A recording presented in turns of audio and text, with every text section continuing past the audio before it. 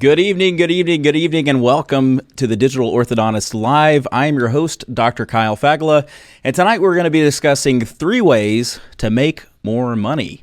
If there's one thing that all orthodontic practice owners have in common, it's that we like to be a little bit more profitable. We like to make a little more money, okay? Especially if it doesn't create a whole lot more effort or expense to do so.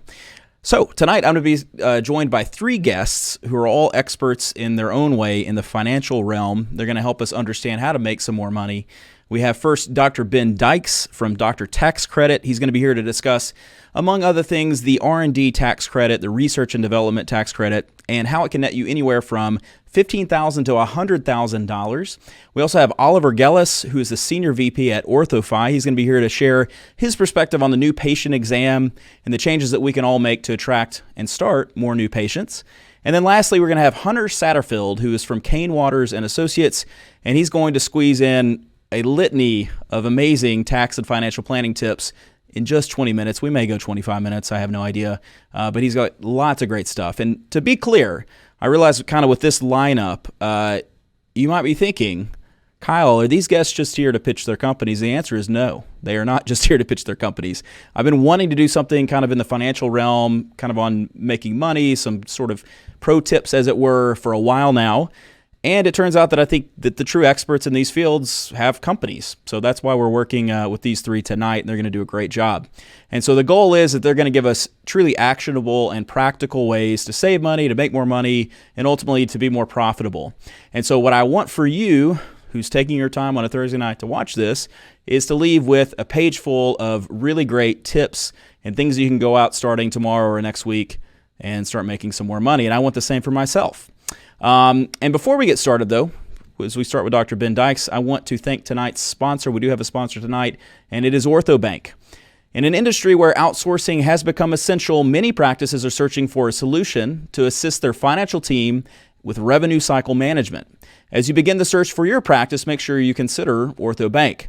As other Me Too options compete for your attention, OrthoBank's years of experience and best-in-class customer service will wow your team and your responsible billing parties. As a bonus, their merger with OrthoFi last year will allow you to discuss all your options in a one-stop shop sort of way. Learn if OrthoBank is the right solution for your practice by reaching out today at orthobank.com. That's orthobank with the C.com. It turns out that I am an OrthoBank user, and so I do want to personally thank OrthoBank for sponsoring this episode. It is a great company. Like I said, we worked with them for years, so thank you to OrthoBank. All right, so let's jump in. We're going to get Dr. Ben Dyches from Dr. Tax Credit in here with us. Dr. Ben, are you out there? I hope so. If you don't know, there he is. What's up, Dr. Ben? How are you? Hey, doing great. How you doing? I'm doing wonderful. I'm up at the Neon Canvas offices on a Thursday night in what's becoming a sweaty room because of these lights. Is it not, Scott? It's a little sweaty in here. But no, I'm doing great. You have like so many diplomas behind you. It's very impressive. I did want to bring up the fact that you are the rare DDS JD, right? Yeah. I guess, I think there's only about 3 or 4 of us west of the Mississippi now. So is that right? Not many. I love the west of the Mississippi line. I love that. That's great. So if you don't know Dr. Ben Dyches, if you've not heard of Dr. Tax Credit, I've heard dozens of times about you in the last year at least. He is the founder, is the president of that company. We'll get into kind of the details on that. He lives in Utah with his family, and as I sort of alluded to, he's both a dentist and a lawyer. And so you practiced dentistry for 10 years, and then you went back to go to law school. So please walk me through how that worked exactly. Why did you go back to law school? Yeah, glutton for punishment, I guess, a little bit on there. But I came out of dental school and built a few practices and was kind of on that leading edge or transacting in the infancy of the DSO transaction back in 2010. And I think we've all learned a lot since then, both the doctors and the DSOs, but unfortunately it didn't go great. And we ended up in a bit of a legal battle and, it took years to get through. By the end of that, I just thought, there's got to be a better way to help protect doctors in these kind of things. Oh, man, we should have had you on the corporate ortho podcast to kind of give the cautionary tale. Maybe next time, Dr. Ben. So your legal training, like obviously that's equipped you in many different ways, and I think it makes a lot of sense. But specific to what you do now, how has your legal training helped you? Yeah, sure. You know, really what I learned going through this whole process, the whole lawsuit that drove me to law school was, you can have some really intelligent attorneys out there, but healthcare is a different animal. And really understanding what it is to be a practice owner and how all these other things that may seem auxiliary to a lawsuit or a transaction or anything like that, how they impact our ability to practice and whatever restrictions we might have is really more central to us than the money most of the time. So that's a big difference there. I mean, being a dentist and an attorney, besides, as my daughter put it, being the two things most people hate, all wrapped up in one, does give you a unique perspective on some of these things.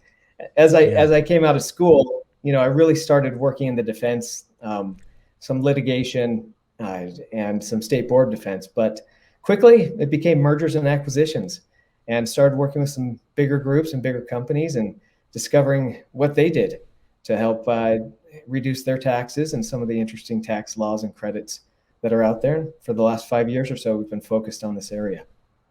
Yeah, that's really cool. So I love what you said about putting together the two jobs that everyone hates. Yeah. You said it, not me. So what I would say is you have your private law firm, and so I'm sure you still do some of this, but you also have Dr. Tax Credit, which is your company that focuses in on R&D tax credit. If anyone doesn't know what that is, it stands for research and development, but tell me a little bit more about that, if you don't mind. Yeah, sure thing. I think a great place to start, Kyle, is with that word credit. There's basically three ways to reduce your taxes. And the first is not very attractive. Just don't make any money. Since that doesn't work for this crew, we've got two other ways that are left. One is called a deduction, which we're all familiar with.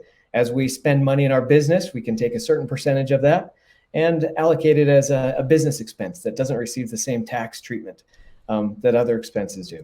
And then the third way is a credit. And then a credit is a really powerful way to reduce your taxes because credits work on a dollar for dollar basis. When we find you $1 of tax credit, that reduces your tax liability by $1 in there, as opposed to a deduction that's a percentage in there. So that's a good first starting place. The R&D tax credit has been around for 40 years, and it was initially put in place to help motivate or recognize and reward innovation in the United States. So been around for a while. Yeah.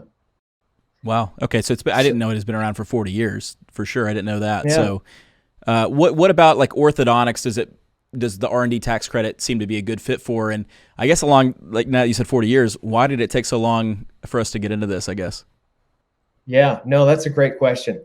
So research and development, while it's been around for 40 years, you got to remember for some reason, although the idea of rewarding research and development in business is a great one, for some reason we put the IRS in charge of defining what innovation is. Not known to be the most innovative group out there. So there's been a number of lawsuits, a number of legal precedents that have come along over this 40 years. In 2015, this credit became permanent, a permanent part of our tax code. So that changed things quite dramatically. And it changed the threshold for qualification in there as well. So since 2015, it's really been focused on the business level, innovations that you bring into your business. Innovation as defined by the IRS has to satisfy a 4-part test. These are pretty inherently straightforward for the healthcare, for orthodontics. You asked about how it fits for orthodontists.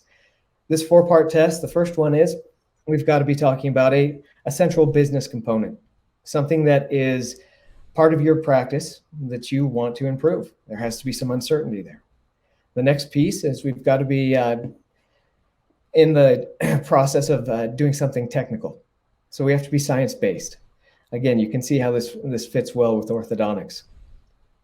Our third part is that we need to eliminate some uncertainty. Excuse me for just a second. You're good. And we've got to do it by a process of experimentation. So when we look at this with orthodontics, what we're talking about is what's central to your business. Well, you got really two procedures. You've got wires and brackets, you got braces cases, and you got clear aligner cases. Right. Is there any uncertainty in those cases? Shoot, I mean, in my hands, no. I'm very good. Very, very consistent. Well, we No, get of that. course. Yeah, no, I'm Yeah. kidding. Yes, of Yeah. course. No, we get that, but still, I mean, you have different wires, different wire sequences, different Yeah. alloys, different prescriptions, all kind of things. So everyone does things a little differently from each other, and that's because there's no one right way to do this. This is a credit that recognizes these procedural changes, and as long as we can focus on the process and the technique, and as long as we can identify not just he changed his braces process, but we can go in and say, oh, he changed his wire sequence. Oh, he added these alloys. And what year did he do that? And what was he hoping to achieve with that? And change the prescription and why? And what was he hoping to achieve with that? We satisfy these qualifications for the R&D tax credit. Yeah. Well, so I'm jumping ahead a little bit just to say this, but we've worked together on this, and so you mostly worked with my wife because I'm lazy and I like to delegate. So thank you, Anna, for handling the bulk share of all this. But we did jump on the phone, and it was actually kind of fun and almost like therapeutic to talk about all the things that we've changed in the last year or two. And I think at the end I commented, I was like, my goodness, I feel like I can't make up my mind or something. But the reality is that, at least the way that I approach orthodontics, I started from scratch coming up on 9 years ago. I'm constantly changing and refining and innovating. And, it is research and development, certainly. And so how many times have we changed the little button that we use for Invisalign aligners? I think 5 times or something. So certainly if you're really active in the Facebook groups like I am, there's always a good idea. I'll see someone share something, I'm like, I need to try that. So there's a lot of that there, and I'm fortunate to have someone that handles our ordering that's really flexible and allows me to do those things. And so, but we also got new scanners last year. There's all sorts of things that come to mind when you start to think about it this way. So it was very eye-opening for me. So I think that's great. How many orthodontists have you worked with doing this? And then also, what's the average windfall or the benefit, the credit? Yeah. So orthodontist is just one section. We work with a lot of healthcare providers, but I'd say our orthodontic part of our practice is somewhere between 300 and 400 doctors that we've worked with so far. Yeah. Yeah. Kind of average credit with those doctors. Has it changed over the years? Is it basically the same? That's a tough question because it can go anywhere from $10,000 up to $300,000. And that doesn't necessarily correlate with the size of the practice. There's nuances, as you can imagine, with this of what can qualify and what structures of your entity are maybe more beneficial with the R&D tax credit. But we do see a huge range. But I would say most of our doctors fall somewhere between the $30,000 and $60,000 annual benefit for this. And it is annual on there, which is great. As long as we can get on with you and identify some of these changes. The way we do it is unique from the way any other company does this because we have a relationship with an NIH research sponsor and the Practice-Based Research Network. So that allows us to backstop anything we identify in areas that we know because they're identified federally as areas of uncertainty. It creates a very defensible product for us. That's great. Can you go back like previous years to do this, or is it just for the calendar year that you're in? Yeah, great question. So you can amend 3 years prior to capture these credits. And they roll forward for 20 years. So if for whatever reason you got more credit than you can use this year, you can apply it to next year or the year after. Yeah, that's awesome. Tell me about this office that had the $300,000 tax credit. I don't want details, but what do I need to be doing to get a tax credit at that level? Because obviously, like, offices are different. Some are really invested in new technology. Buying 3 or 4 printers a year. I'm guessing it's one of those kind of situations. No. This one was some high production practices. Okay. This is a wage-driven credit. So the more that you pay yourself in the type of wage that we can recognize, the bigger the credit's going to be. So certain things, if there's a partnership structure, or if there's a Schedule C structure, that allows us to recognize more wages than a traditional S Corp with a W-2 in there. So sometimes it's just the way the structure is set up. Somebody's out there wanting to break that high score, so somebody wants to get 350, 400. And what's the limit, so, I'll leave that alone. So I already kind of know the answer to this question because, again, we've worked together on this, that. But how much time is required? Because I think that's, for some people from your side of the table, it's like, why wouldn't you do this? But, and I've got another question that'll come after this. Kind of the two big objections is how much time is going to be required of new clients, and then we'll get to the next one. So how much time? Yeah. I would say an hour of your time for most of our clients is the max. I've been there. I know how busy you guys are. We're experts and we do the heavy lifting. So if we can get on and learn about your practice, if we can dive deep on some of these clinical perspectives or clinical modifications, we're going to build the rest of the studies. And our studies are comprehensive. We're doing about 200 to 300 pages on our side, but you've only got to give us about an hour of your time. Okay. An hour sounds pretty good for $30,000 to $60,000, just to be honest. Yeah. All right. So the most common objection, and this is kind of the second objection that I was alluding to, is the question of an audit. And so, this has been the first thing that I heard when this came up, and when I kind of became aware of it. I'm a cautious person. I'm a pretty conservative person as it goes. And so usually, my taxes and financial strategies kind of follow suit. So it's a fair concern. Nobody wants to get audited. I hear it's terrible. Please don't audit me if the IRS is watching. Ben said negative things about you. I did not say anything negative about the IRS. So when we think about an audit with the tax credit, how likely is it? And what can you say to people who are worried about that? That's a great question. I think a lot of it has to do with education, because a lot of people are worried about that. We work with CPAs across the country. In fact, most of our clients come from referrals from CPAs. They are an inherently conservative group. Yeah. So that probably tells you a little something right there, if they're sending their clients our way to get this done. And that's one of the first conversations we have with the CPAs, that anyone has questions, and we're happy to go over it. But some of their questions are, how is this research? How is this development in orthodontics? And most of them look at what you do the same way they look at, what they do, which is 1 + 1 is going to equal 2. Now we say it's just wires and brackets. It's always the same. So it's an education piece in there. So we can go in and teach them about all the variables that come into this. As far as risk for an audit, historically, one of the great things we know about the R&D tax credit, being around for 40 years, is that the R&D tax credit does not create a higher risk scenario for you. In other words, tax returns that include the R&D tax credit are no more likely to be audited than those without it. So we're at about a 1% risk rate with that one. Having said that, we keep in touch with all the other companies that do this for healthcare providers, especially dentists and orthodontists. And we know of only one R&D credit that has been audited, and that came as a byproduct of another audit in there. So of all of these that have been done, of the thousands of doctors participating, we know of a single audit in an R&D credit that had anything to do with dentistry. So high risk, I don't know what you're basing that on. The numbers would indicate that pretty low risk at this point. Yeah. So that one time that someone was audited, what was the result of that? Because even one time, orthodontists are conservative. So tell me about that one time. What happened? Yeah, I know. I get that. I'm conservative too. I'm a dentist and an attorney, for heaven's sakes.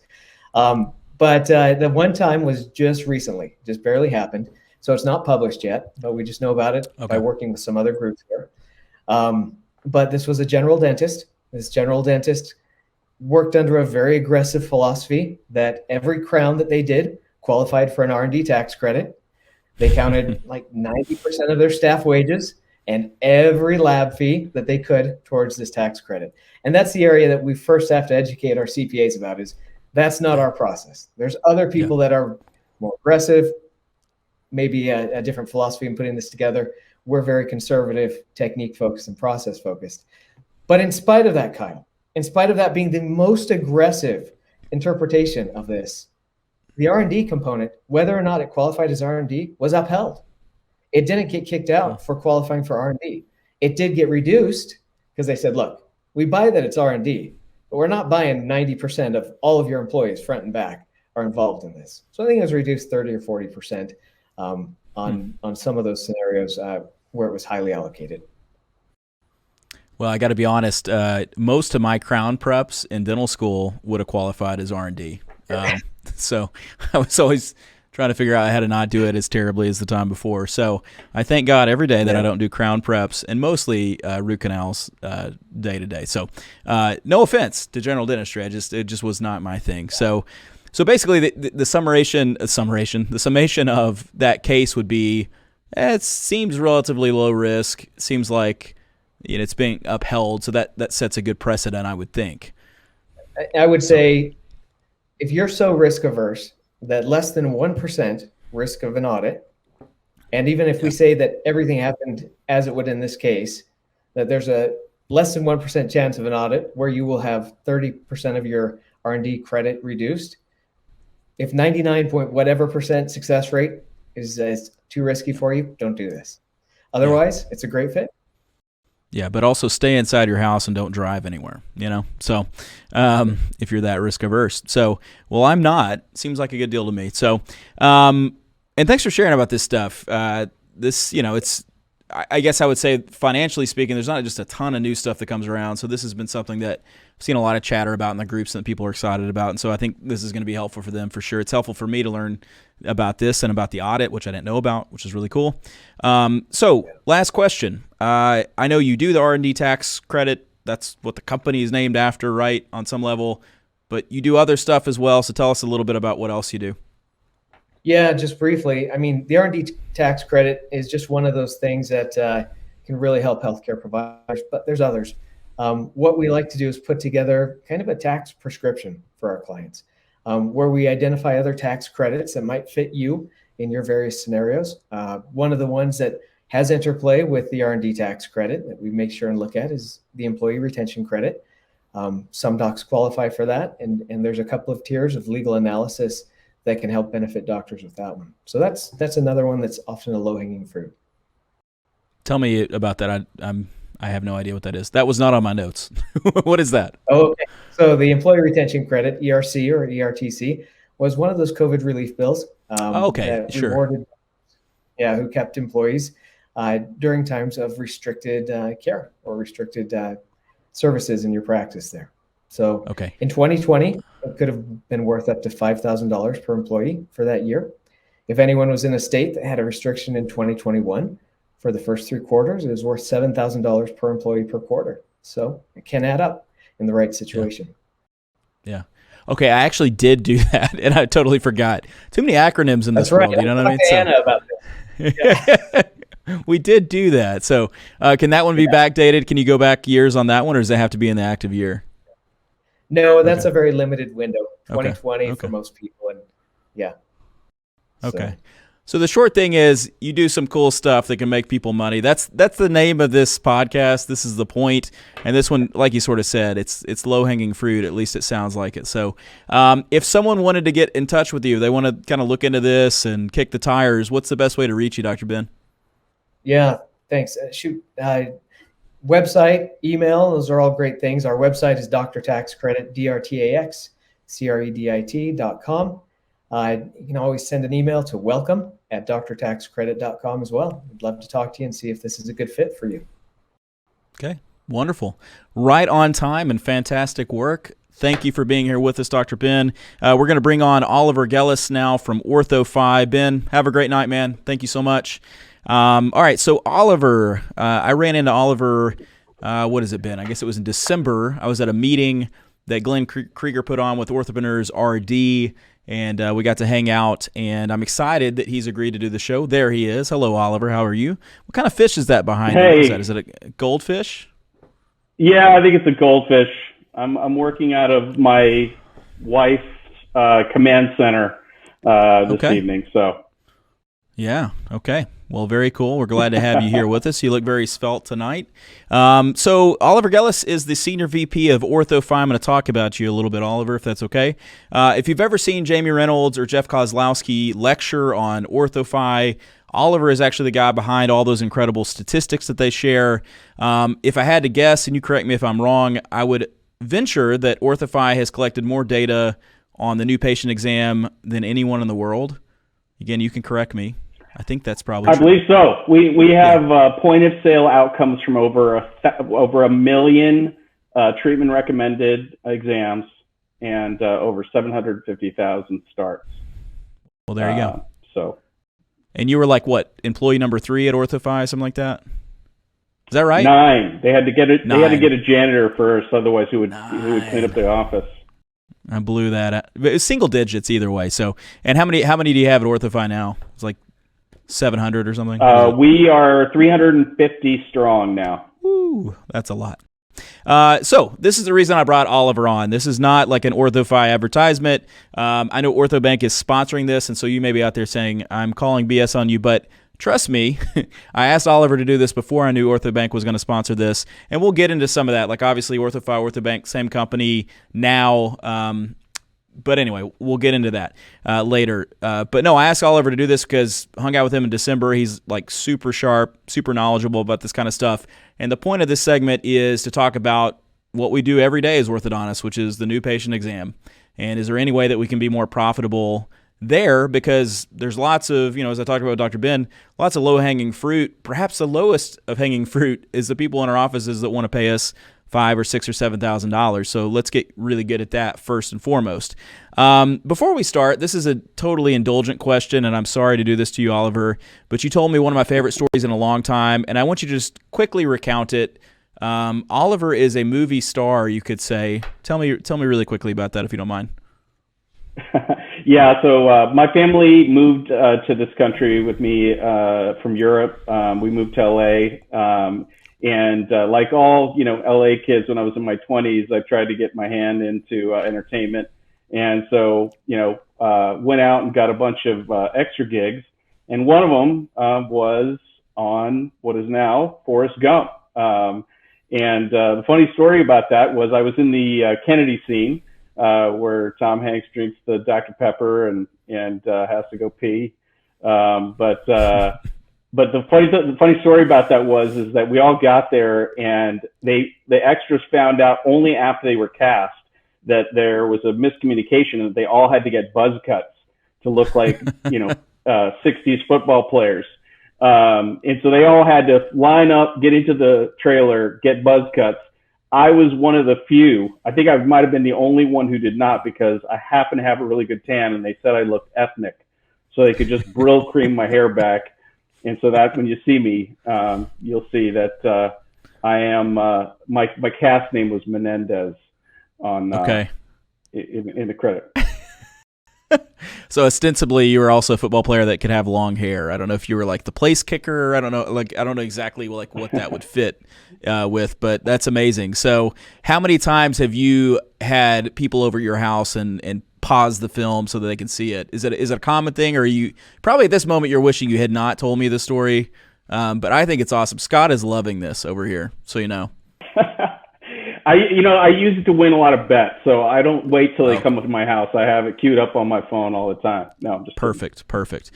My wife was actually an extra in a straight-to-DVD movie with Alan Alda. That's a story for another day. I've never been an extra in anything. I was on the Stephen Colbert Show once. I sat second row. You could partially see me. Anyway, moving on. So let's get into the meat of this. I appreciate you for sharing that. So kind of coming back down to the fact that you've measured data on countless exams. I mean, would you say like millions or something? So all across the country, which gives it, certainly scope. Summarize for us the 3 to 4 major differences that you see between highly profitable offices that, have high conversion rate, that start at good fees, that seeing a lot of exams, that sort of thing, maybe versus those orthodontic practices that are struggling. Like, what are these difference makers between these two types of practices? So probably the biggest thing is growth mindset. The practices that are winning today and that win year in and year out are the ones that have the impulse to invest in their growth. I'm not suggesting that they don't, they're not concerned with costs at all, but the ones that are continuing to grow are constantly reinventing themselves. It's the equivalent of Tiger Woods changing his swing when he was on top because he had a growth mindset. And the reason why that's grounded in real numbers is the orthodontic practice, the P&L, has about a 45 to 50% net income. And the variable contribution margin is over 70%. And so growth is actually going to outperform and outpace any cost cutting measure that you will likely find in your practice, and not only increase your net income, but actually increase your net income percentage. So that growth mindset serves practices. So that first thing is mindset. The second thing is they have people, process, and technology weaponized towards establishing value and decommoditizing their services before the patient even walks in. And that's very important because in the successful practices, the conversion is the foregone conclusion. By the time the patient makes it there, they're virtually converted. And that's the way the practices that win think about it. And then the third thing that is required to make all that happen is a team that is well aligned with the goals of the practice owner and the financial success of the practice. And I mean, including financial incentives. The practices that are growing, that when the practice wins, the team wins. And so they're not afraid of change. They're ready to change their processes. They're ready to reinvent their swing, because whatever change is coming is likely going to mean something for them and their families as well. Yeah, that's good stuff. I asked Chris Benson, who's actually going to come up in our next question, so it's funny you brought up culture. Sort of what you alluded to there in some sort of amorphous sense is culture, I think. And so mindset, culture, it's sort of part and parcel with that.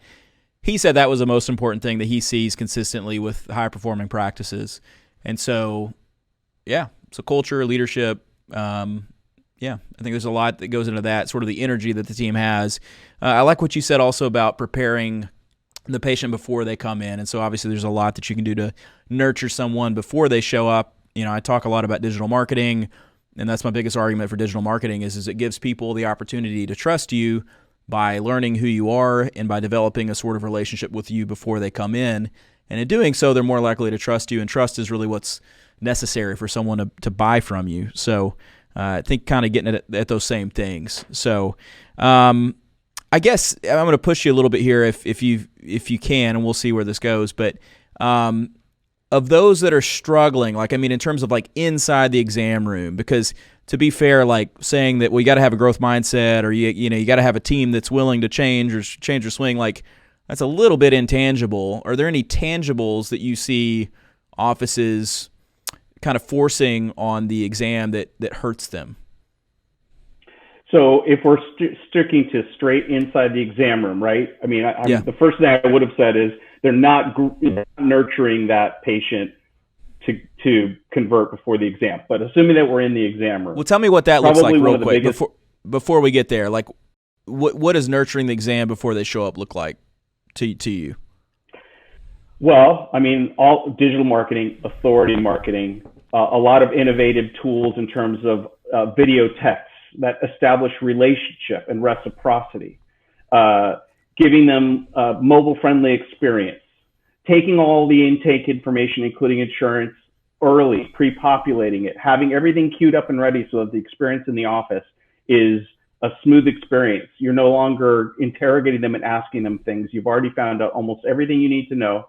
And so they're just coming to meet their future doctor. That's the purpose of the exam. Gotcha. Okay. And then pushing on into the exam room, kind of hit me with those things if you can. Yeah. So financially, the biggest thing is that a lot of practices forget that this is a customer. They're a patient, but they're a customer. And successful businesses are constantly finding ways to reduce the distance between themselves and the customer and find the customer where they are. And many times that's financially. And so, the way that practices think about their payment terms is very much on their own terms. What is my lab fee? What is it going to cost? What is my upfront cost? What do I want them to pay? What kind of schedule do I want them to pay? Well, today's millennial consumer, which most adult patients and parents are millennials, that's not the way that they're buying. They're constantly shopping it. So they want choice. They want power. They want to be validated. And so open choice is probably the singular most important thing that has come on the scene that is dramatically increasing not just conversion rate, but same-day conversion rate. Right. Okay. Well, let's kind of shift into that because you alluded to shoppers, which is sort of relatively a new phenomenon. I feel like it's been a part of the exam process since I started, but certainly 30 years ago, that wasn't going to be as common. Chris Benson, you shared this with me. He cites data that the average consumer now sees up to 3 orthodontists before choosing the office they go with. And so there's obviously big, implications with something like that, especially when we look at a conventional model of an orthodontic practice where maybe 40+% or even more of the referrals come straight from GPs, to now that's not the case. And so we've got more patients shopping. We've got patients that are less tethered to a practice, less, sort of cemented to a practice, and they are shopping around. So with that in mind, what can orthodontists do to help, ensure that these shoppers pick them? Be the last. They can't know in this world. They can't know if they are their first exam, but they can know that they're the last. And again, everything we've been talking about kind of leads up to that. Now, it's not just, it's not just a tool, or it's not just one thing. It's people, process, and technology. So like I said, you have to have a team fully aligned to create an experience that's going to yield a same-day contract or a same-day start. It doesn't have to be same-day start where you're actually bracketing or delivering appliances. Our data shows that same-day contract and same-day start are virtually identical in terms of actual likelihood and conversion rate. But you have to have the team fully aligned and running all the plays together in coordinated fashion to make that experience for them to run. And you also need process, right? All of that, how the handoff goes, how each part of this experience hands off to the next, to make sure that it's smooth and intentional. And then obviously technology, right? That mobile-friendly technology, making that millennial consumer very comfortable from the very beginning and making it feel easy. The other thing is scheduling, right? Making sure that your scheduling turnaround time, which is something that I think we're going to get into a little bit later, is a short time window. All of these things are tailored to the patient, not to what the practice wants and needs. And that all contributes to what we've seen is up to, over twice the same-day contract rate than the national average.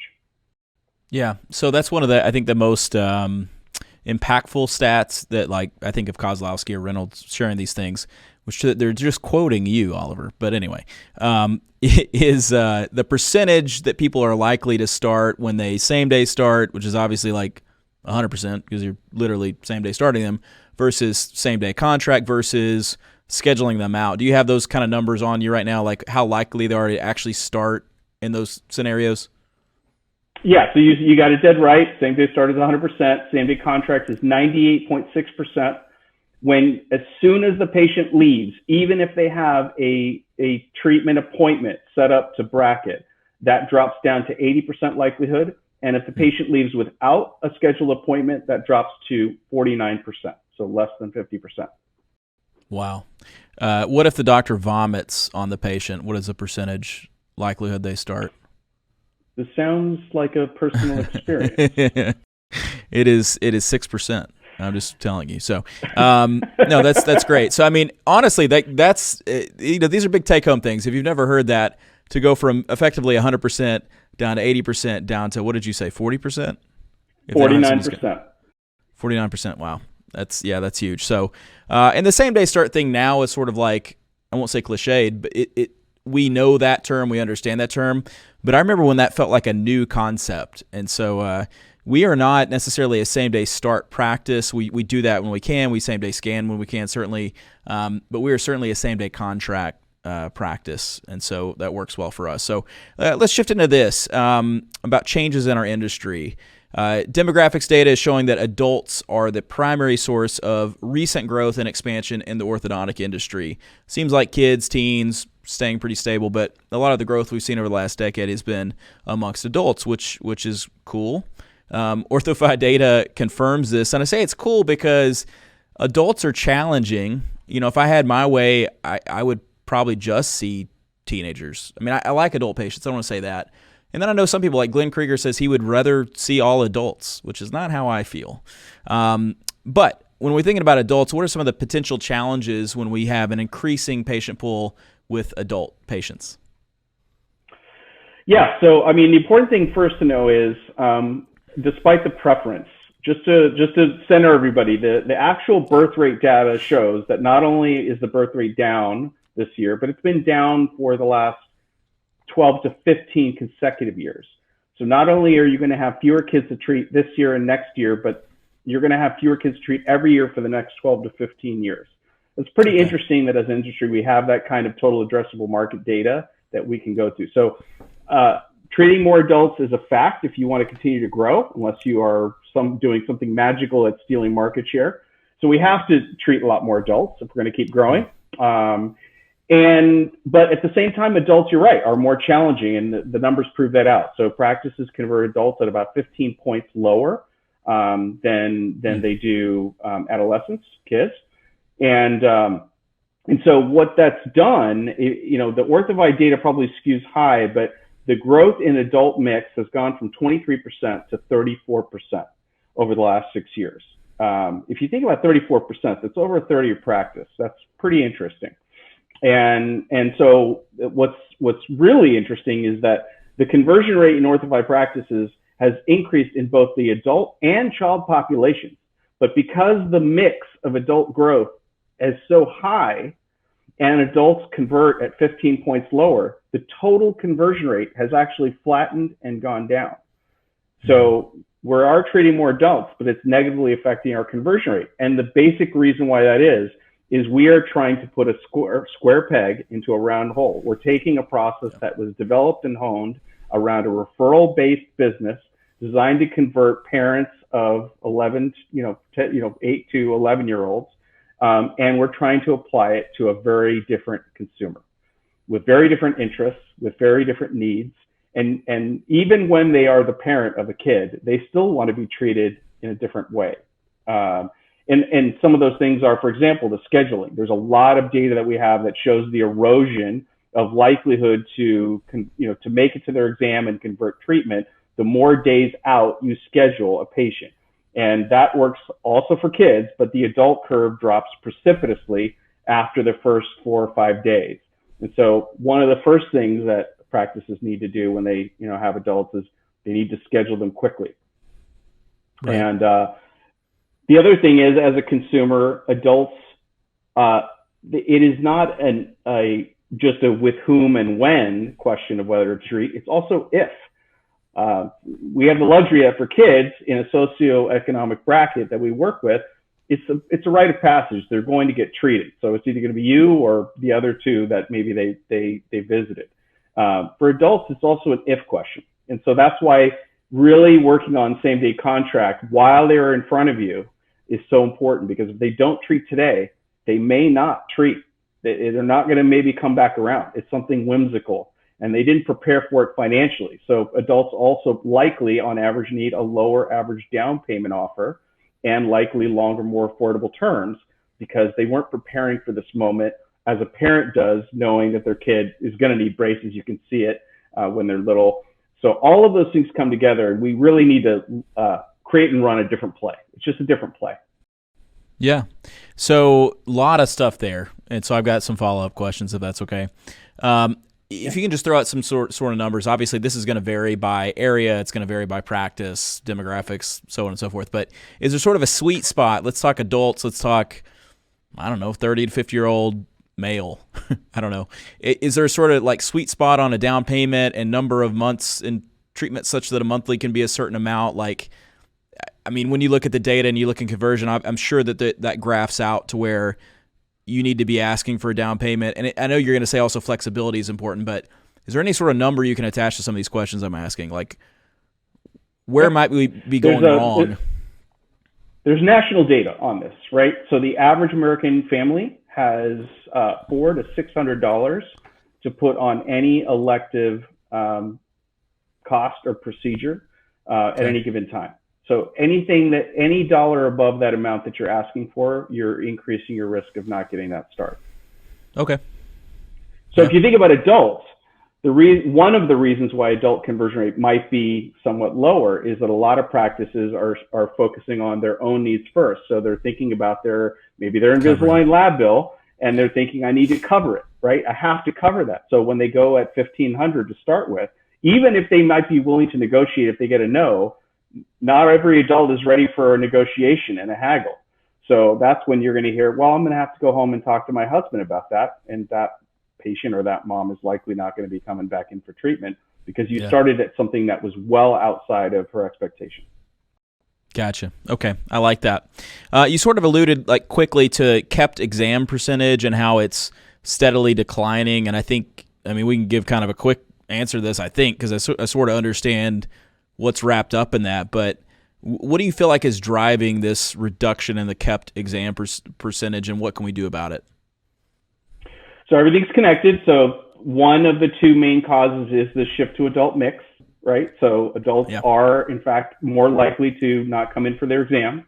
But the other part that is linked to that also is we are also seeing an increase of the turnaround time between the call and the scheduled exam. So practices now are scheduling people out further than they were pre-COVID.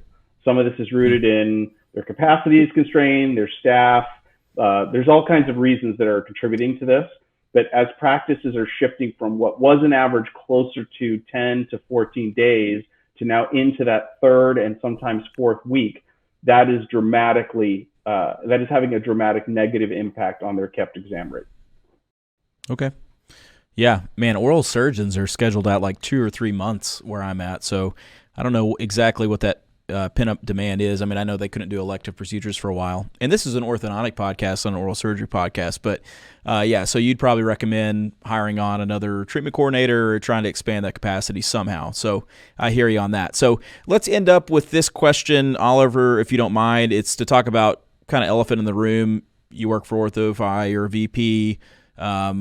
You purchased OrthoBank, and now you guys are together. I'm an OrthoBank user. I love OrthoBank. I have tried other systems in the past. It's a good fit for us. We like to keep a certain amount of our financial process in-house that works well for us, but obviously we want to outsource some of it, and I love recurring payments. We're not sending out a coupon book, right? And so I like that magic mix for us. I like paying a set fee. I mean, these are the reasons why I like OrthoBank. When I first heard about OrthoFi purchasing OrthoBank, I was fearful. I thought that meant that OrthoBank was going bye-bye. But what are the future plans? And you kind of told me maybe I shouldn't be worried, but what can you say? Yeah, no, there's no conspiracy. There's no smoky room. I can understand the hesitation, but no, we're thrilled to have OrthoBank as a product in our portfolio. And as you said, revenue cycle management and full service partnerships and things like that are not one size fits all. So OrthoBank is a fabulous product. It has a great net promoter score. It has fabulous service ratings. And there are practices like yours where, you just want a great complement to your team. You're still very much driving your accounts receivable, and you've got a competent team, but you want a good complement to make sure that you scale and that you don't overburden that process, and you want there to be smooth for the patient. So it's a great alternative. And for other practices, they might need some insurance, revenue cycle management. They might have some key turnover in their staff, and they want something more full service, and they want something with that growth component where it's kind of all together, and that's OrthoFi. So it's a portfolio of solutions. But at the end of the day, forget OrthoBank, forget OrthoFi. Everyone needs to be thinking about the why for outsourcing and the why in this environment where there's a lot of growth and scaling and consolidation. And we need to be so much more conscious of our patient acquisition process, and we need to invest so much more in that. The key is, where do you want to spend the bulk of your focus and time? What's going to help you liberate you to grow? So whether it's our solutions or whether it's something else, I highly recommend people get interested and at least get informed about what those options could look like. Because when we went back to growth mindset, all the people that are winning are thinking, what can I do to invest in more focus, more time, more growth? And that's what's driving a lot of their decisions to deflect some of the less necessary things in their practice to the pros. So that's what I said. Very well said. Well, I'm sure we have a lot of OrthoBank, a lot of OrthoFi users out there, and certainly we have a lot of people that don't use either and are trying to decide what to do. So if anyone is interested in learning more about either OrthoBank or OrthoFi, or just wants to talk about Forrest Gump and what it was like to be next to Tom Hanks, who should they contact, Oliver?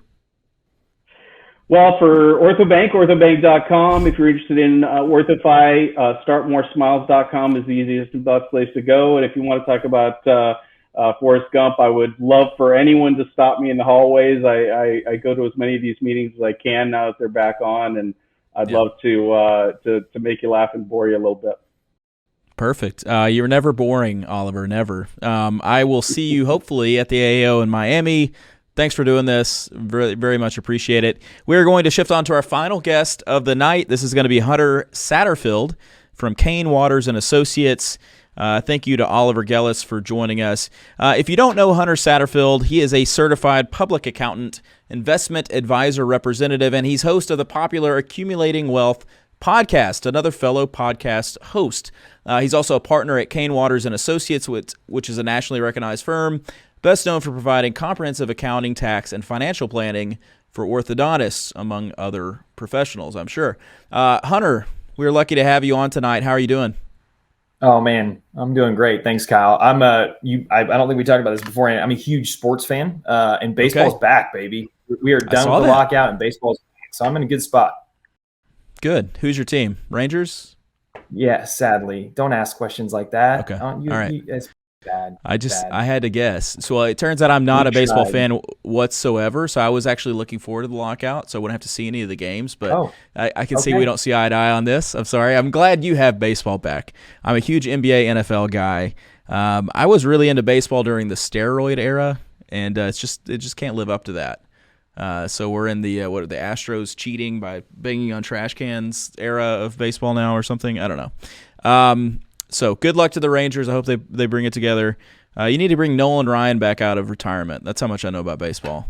That's all I'm saying. Yeah, that was a long time ago, my friend. I know. Yeah, exactly.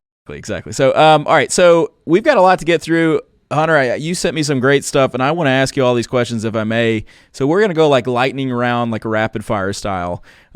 So the idea here is I'm going to ask a bunch of like accounting, tax planning, financial questions, and he's going to answer them because he's the smart guy that does this all day long. So one of the key advantages of being a practice owner primarily, because you're self-employed, is being able to write off business expenses. So first, as a practice owner, how do you ensure that you're taking advantage of as many business write-offs as possible, and what are some examples? Yeah, I think, honestly, one of the biggest problems, and this is something that, we still get even now, is new clients coming and saying, hey, my CPA won't allow me to write this off or won't allow me to write this off or whatever else it is. And ultimately, there's strict rules. Obviously, the IRS says, hey, look, no country club dues, you can't write off your clothes that you're going to wear or whatever else it is. But really the field is open for other types of things. And so I think I typically will just tell people, like, first, just ask the question, just have the conversation with their CPA of, hey, is this deductible? Is this deductible? And I think that's the first step in the right direction. Oftentimes I'll say, I'll stand up in front of a lecture and just say, hey, cell phones, home internet, security, you paying your kids, you're renting your house to yourself, these different types of things. And if you're not doing those, I think it's time for you to have a conversation more than anything with your CPA, just to make sure you are in fact covering everything. Gotcha. All right. So a real common, conversation. So I don't know what percentage of those watching are practice owners. Certainly there's a whole nother category of residents, so they're trying to kind of learn what they're going to do, but certainly lots of associates, lots of employees, lots of people who've sold to corporate. How can they take advantage of write-offs, and can they? Yeah, no, that's a good question. I actually don't get asked very often, so well done. I think that a couple things here. Number one, if you're a W-2 employee of wherever you're working, you're in a spot, right? Because there's no real way to write off things like your cell phone that is in fact actually a business deduction. So I think the first thing that I'll oftentimes kind of recommend is that, as an employee, hey, look, go to your boss and say, hey, if I've got legitimate things, will you reimburse me for those, and then take them out of my pay, right? So you're actually accomplishing something very similar, and we do that with a lot of our practices. Our practice owners, is if their associate has things like CE, travel, meals, cell phones, that type of thing. Hey, have your business owner reimburse you for those things, deduct it from your pay. You save payroll tax, you save income tax, your business owner saves payroll tax as well. Totally legitimate, and it's something that can be worthwhile. So I think that's one kind of good way to get around it, especially for those that maybe are residents that are looking to kind of graduate and get into a place. If you're negotiating a contract, it's kind of a good thing to start with, right? Hey, I want this little perk and this little benefit if I can. Of course, that business owner needs to kind of discuss it with their own CPA, but it's a really good sort of tip for them. One other thing to kind of add on that gets lost a lot of times, and this one's still, I think, we absolutely know now about 401ks and IRAs and things like that. This one kind of gets lost though. So most people don't know if you or your spouse are not covered by a 401k plan, right? So if you're an associate in a practice and your doctor is not covering you, and then maybe your spouse is still in school or not working or whatever else it is, you actually can write off an IRA deduction or a contribution no matter what your income is. And that is something that many people don't realize. And in fact, I've run into other CPAs that don't know that either. And so that could be a good $12,000, $6,000 for you, $6,000 for your spouse. Could be a $12,000 deduction that you could tack on as well. So I think those are a couple good ways to kind of think through it.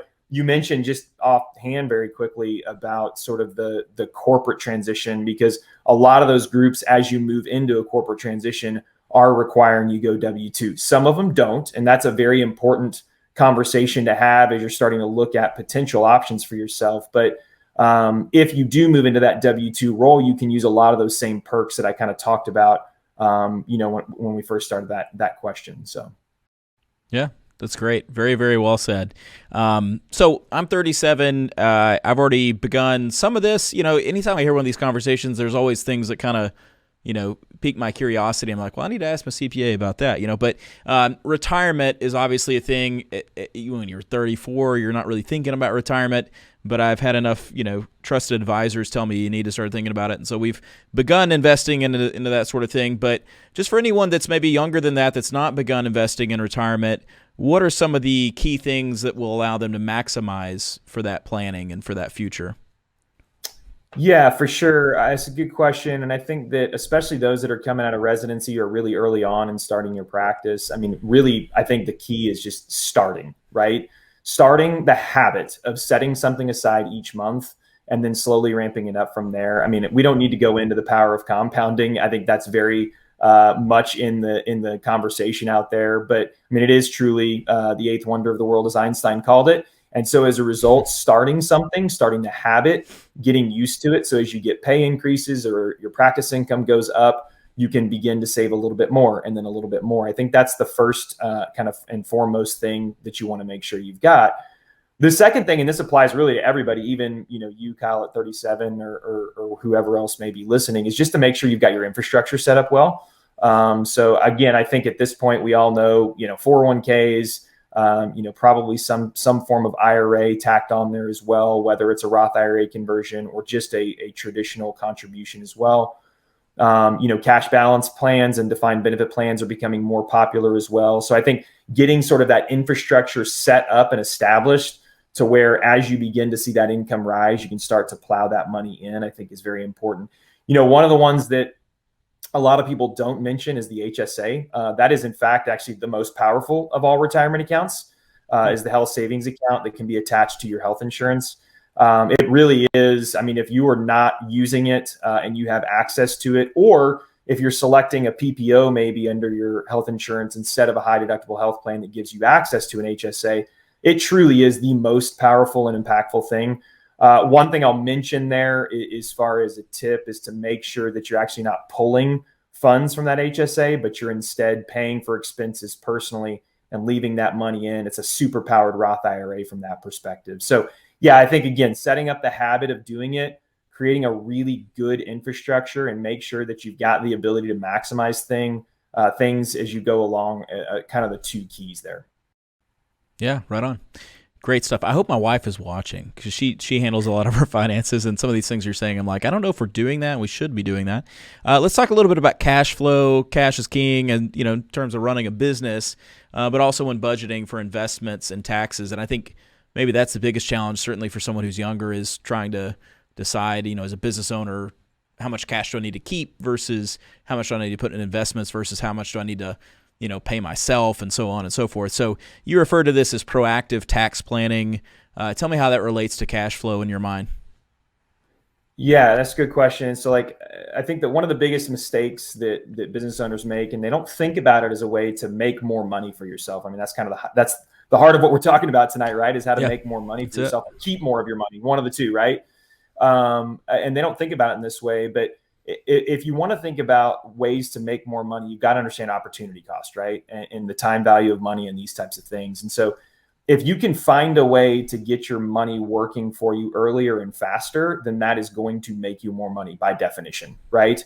Especially if you're talking about as fast as our economy is working now and as fast as prices change, whether it's, something as simple as stocks or something as more complex as cryptocurrencies, having access to cash and being able to deploy it when necessary is incredibly important. And I think that's one of the biggest ways that I see practice owners, maybe make a mistake, is not having high quality proactive planning. What I mean by that is saying, when I start 2022, I want to go ahead and know in 2022 what I need to pay. And then as my cash flow builds, I can actually use the remaining amount, not being fearful, oh, I need to hold on to this money so that I have it just in case I need to pay taxes. But instead knowing, oh, this is what my tax bill is going to be. And so as a result, I can take the rest of my money and go do something with it. I can go pay down debt, which gets me 3-4% return. I can go invest in a certain stock. I can go buy a dental building. I can go buy another practice, whatever else it is. So I think paying for good, high quality, proactive tax planning so that you know your answer ahead of time and you can deploy capital appropriately is incredibly important. Yeah, I love that. That's great. You talked a little bit in the pre-interview. I always call it the pre-interview. It's just emailing back and forth, but it sounds better when you say pre-interview, You mentioned it's important to diversify your investments. I mean, obviously, but what are some just quick examples, recommendations of the average orthodontist, average practice owner, how they should diversify? So especially right now, we got this little thing called inflation going on. We've got a little bit of a war conflict going on overseas as well, right? So I think when I talk about diversifying investments, I want to make sure that folks are not super tied down into one sector. Oftentimes I'll see, investment plans come into me with new clients and they're super heavy in one index or super heavy in one sector or one market, maybe just the United States or just develop Europe or whatever else it is. And I think that not only can that be a little bit harmful, you can also miss pockets of the economy and in the stock market, the global economy that offer, opportunities to outperform, the index that you may be in or whatever else it is. Right. So I think that's the first thing, is to diversify and make sure that you are in, kind of all the different sectors and all the different markets that you could be in. And that could even be just with index funds, right? I mean, that's not that hard. There's really good, high quality things out there that allow you to do that. The second thing that I think that, folks probably make a mistake on is kind of more what I would call time diversification, right? So they think that, okay, hey, I'm 40 years old and I need to be 80% in stocks, 20% in bonds. And so I'm going to put all my assets in that. Well, in reality, what we should be doing is thinking about, well, when do I need access to these various assets, right? You actually may want some of your longer term things more aggressive, some of your shorter term things less aggressive, and it blends maybe out to that 80-20, but being a little bit more focused on time diversification, super important. And then the last one, of course, is just having some access to alternatives that are not correlated to the market, whether it's the ownership of your dental building or other alternative investments. I think that's a place now as we seek yield in this high inflationary period that we're about to be in, or that we are in right now, that's going to be a very important way to be able to continue to make money and then also find success in your retirement plan, because your retirement plan does require those good investment returns. Very cool. Well, let's talk about a couple things you alluded to. We'll save inflation. We'll come around to that because that's obviously really apropos right now. But you mentioned real estate and kind of owning your own building and that sort of thing. With Saddle Creek Orthodontics, we ended up leasing a space. Some of that, it's funny, when I started my own practice, we ran a demographic study, which in hindsight is kind of funny because it's I wouldn't say it's cherry picked, but it's very idealistic to think that you're going to find an exact section where it's the perfect spot for a practice. But when you actually get onto the ground and you work with a commercial realtor to find a space, it's not like you can just put it exactly where you want it, like it's, Sim Farm or something, so it depends on what's available. And so when we started, either we wouldn't have been able to afford or didn't want to take out extra money to own, so we leased. We found a great spot. It was a good price. We negotiated. We've been very happy with that. And then the next spot was next to a pediatric dentist. and we had to lease there too. So we lease both spots, but I'm fully aware that there are advantages to ownership. And so I guess when it comes to commercial real estate, owning your own dental space, your orthodontic practice, what's your recommendation there? Yeah, I mean, I think the first thing, and you hit on it, the first thing is that location is king. I mean, right? So like, if you have an opportunity to be in a perfect location, I have several orthos, I have several pedos I can think of as well, who are in the perfect location because of referrals or schools or whatever else. Right. And all you can do is rent there or lease there. I mean, that's got to be a high consideration of what your decision making is, right?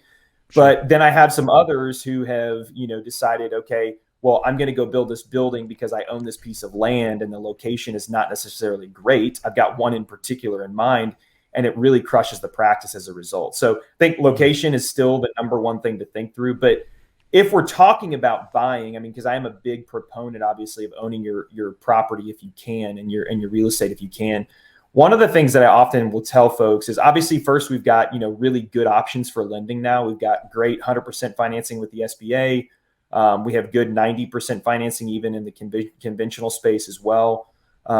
So I think that, first off, leasing is now, the loan options that we have are they're varied, and they're really good options overall. The thing to think through when you're running numbers, though, is set yourself up a real simple amortization table. Okay, so plug in your cost to build, plug in what your interest rate's going to be, term it out over 20, 25 years. Figure out what the interest component is of that payment, right? So yes, the payment may be $10,000 a month, but if 6,000 of it's interest and 4,000 is principal, think about that 4,000 as almost an investment in your future, right? Because you're retaining that equity in the building. So your true cost, the thing that you're losing, is that interest piece. So if that's that $6,000 number and your rent next door is $6,500, right? It's not a $10,000 for $6,500 conversation. It's a $6,500 versus $6,000 conversation. So I think that's the key thing to think through is, okay, well, what am I really losing by building a building? And if it's just that interest piece overall and I retain the rest in equity, then if I can get my interest below what a rental rate is, it's probably worth thinking about. Yeah, it's great. I hope one day I can find a spot where that makes sense. Great stuff. So let's talk about inflation. Looks like the rate in January accelerated to a level that has not been matched since February of 1982. So we're at 7.5%. I actually saw a meme, and that's really where you should go for your data today, saying it was 10% in March. I don't know what it actually is, but let's say it's 7.5%, or probably a little higher, considering that the last few weeks of global politics. So with inflation, or what some people maybe even call hyperinflation, should orthodontists adjust our fees? And what else should we do in light of this change? Yeah, I mean, we could go a whole segment on just inflation and what are the implications on the stock market, the global economy, on everybody's pocketbooks. I mean, obviously on wealth inequality. I mean, it's a massive issue that we're dealing with right now and thinking through as a firm as well. But and it's affecting us as well here at CWA. I mean, we see it each and every day. I think the key is that, first off, I tell my orthodontists every year, I tell every practice owner that I have every single year, that you've got to increase fees, even if it's a small amount. You got to keep pace, right? Because you don't ever want to have that sticker shock for that patient that comes in and says, oh no, all of a sudden, your prices just went up 15%, right?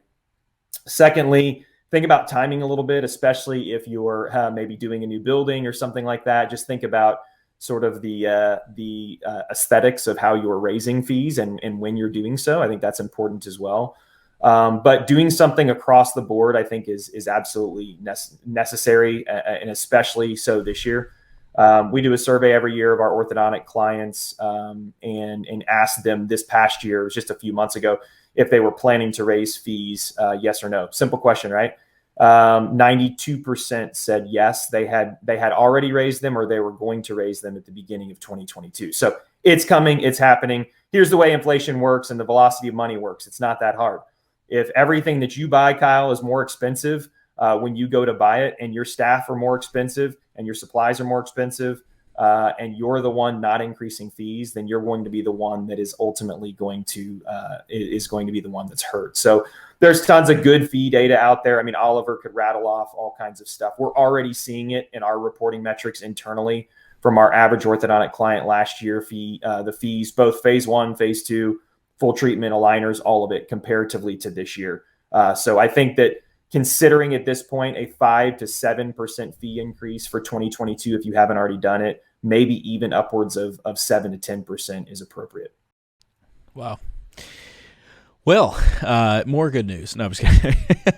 It's depressing stuff, right? And like you said, we could probably talk a lot about just inflation and kind of the results of that. And obviously, you know, gas is not great. We handed out gas cards to our team today. I just feel terrible. Every day I see it, it was like up 50 cents or something. It was like, I told Anna, I was like, get him some gas cards. And so, you know, hopefully there's some resolution or improvement to those areas here soon. But let's end with this question. You know, tonight's theme, again, has been making more money. One thing you mentioned that I didn't expect you to mention, but I liked it, was the idea of adding another provider to your practice. And I liked it because I'm adding another provider. In May, I'm adding an associate finally, and I'm very excited about it. But when you're working with clients, how do you help them understand when the right time to add another doctor is? Because obviously that's one way to make more money, is to add another provider. But also, what does it need to be that they produce that you could break even? So a couple questions in there, but about adding another provider, if you don't mind. Sure. Yeah. Congrats, by the way. That's super cool. Good luck with that. Yeah, thanks. Yeah. So, I mean, I've been at CWA since 07, and I've been working directly with orthodontic clients since 07. And I'm sure, you know, Chris Benson and many others would have a similar story as far as just what's happened in orthodontics over the last 15 years is astounding. And we're seeing, you know, more multi-doc practices, more multi-location practices. Now we've got private equity coming into the space and these types of things. And so it continues to be a really great way, especially when you start to think about generational changes that are happening right now. It continues to be a really great way to expand just the income of your business. I think the thing to think about, I'm actually going to answer your first question or your second question first, as far as the cost to do so. The thing to think about when you add an associate doctor in, assuming it's going to be increased production for your practice and not just a quality of life decision, is that your costs are going to be the per diem that you're paying that associate doctor, right? And then the only other real cost is going to be your direct costs. And sometimes you don't even have a cost necessarily for additional staff if you can leverage your existing TC, your existing assistants, things like that, and just add more patients into the mix. So if you think about, okay, our average orthodontic client between, you know, lab and aligner costs and staff costs and supplies and things like that, maybe 30%, including staff salaries. So 30% plus a $1,200 to $1,500 per diem, you know, whatever you end up getting there. And your cost isn't near as great because you're making a 70% spread before paying your doc on every single thing. So I think that's the first thing to think about as you're adding a doctor, is that it's not near as expensive from a break-even standpoint as you would think, right? Especially if you're existing in the same space, all your fixed costs remain the same, utilities, dues and subscriptions, all that type of stuff. As far as when is the right time, I mean, it's, you know, really when you're primed for growth and you already have the patient flow that's there, right? So the patient flow is key in making sure that you're ready for that. And so if you say, hey, you know, I'm really sitting pretty and comfortable doing 2.5 to 3 million in production ongoing, but I got, you know, 3 months of backlog and new patients that are ready to start or whatever else it is, that's a really good time to go ahead and make that decision. The hardest thing for my orthodontic clients, honestly, is that the collections lag the production so much that you start to produce and you have all the direct costs that come with that and all the per diem costs that come with that, and you're not making near as much money on the collection side of thing. So you really are kind of taking it on the chin for the first year or so. But once you create that huge base of contracts receivable, you start to just really see it roll in from that time frame. So again, that's kind of where that proactive planning comes in, making sure you're modeling well on it. But when you start to think about, hey, I only got to cover 25 to 30% direct cost plus a per diem, I mean, you can absolutely crush it and make a ton of money by doing that, assuming you have the patient flow for it. Yeah, right on. Well, I hope some people are motivated to make some more money through some of the strategies that you just shared. Maybe somebody takes on an associate that was on the fence about it. Lots of great stuff. I know it's kind of ridiculous to squeeze all that into like 20, 25 minutes or whatever, but you did a fantastic job. Obviously, you've done this before. So, Hunter, I appreciate you. If someone wanted to reach out to you or to Cain Watters and Associates, what's the best way to do that? Yeah, absolutely. Thanks for having me. Just cainwatters.com. That's the best place for it. There's a place that new clients that are interested can find us there. So appreciate the time tonight, Kyle. Absolutely. Have a great night. Good luck with the Rangers this season. Sorry that I was negative about baseball. I take it back. I apologize. So that's going to be it for the podcast. I've got a couple announcements to make. If you're still out there, hang with us real quick. I want to thank you for tuning in, of course. If you're listening in the future on Apple Podcasts or on YouTube, I'd greatly appreciate it if you would like us or subscribe to us. If you're on Apple Podcasts, I would love a 5-star review. It would really help us. I would really appreciate it. Also, you can join our Facebook group. It's called the Digital Orthodontist. There's about 5,500 orthodontic industry people, orthodontists, orthodontic team members who are waiting there to interact with you. It's a great spot. I also want to thank tonight's sponsor, OrthoBank. We use OrthoBank in our practice, as I alluded to. We've used them for several years. They're great company, great people who work there. And so you can learn more at orthobank.com. That's orthobank with a C.com. We're only 2 months out from the AAO. It's going to be in Miami. I hope you're going. My band, which is the only all-orthodontist band, it's not my band, but I'm in the band, play drums, Relapse. We're going to be throwing an enormous Miami Vice-themed party. It's going to be Friday, May the 20th.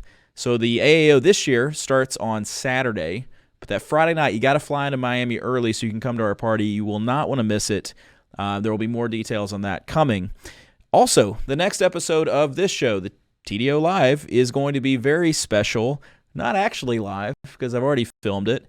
But the reason for that is that I was able to interview the president and CEO of Align Technology, Joe Hogan. There's a photo of it. I had no idea that was coming. This is amazing. You guys are so talented. Alan and I flew out to Phoenix, and we interviewed Joe. We're going to be covering the good and the misunderstood of his time with Invisalign. And we also asked a variety of doctor-submitted questions, trying to get into all the nooks and crannies of the things that you want to know about Invisalign, about his time there. We're going to release registration details soon, but go ahead and mark your calendars. We're planning on doing this Sunday, April the 3rd at 8 p.m. I promise that you'll want to be there. So finally, thank you to our guests tonight, to Dr. Ben, to Oliver, and to Hunter. They were excellent. I appreciate them for all the time they put into this. Thank you to the talented team at Neon Canvas. We have right across from me, who I keep looking at, Scott and his fantastic beard. Also to Alan, who keeps coming back and forth. I don't know what he's doing. But Alan, thank you. Appreciate you. To Tom, to Trenton, and also to Alex. Also, thank you to my wife, Anna, who always helps me look spiffy for these things. And, of course, thanks to you for tuning in. And that's all we got. So from all of us here at the Digital Orthodontist Live, I'm Dr. Kyle Fagala, signing off. Have a great night and a great weekend. See you soon.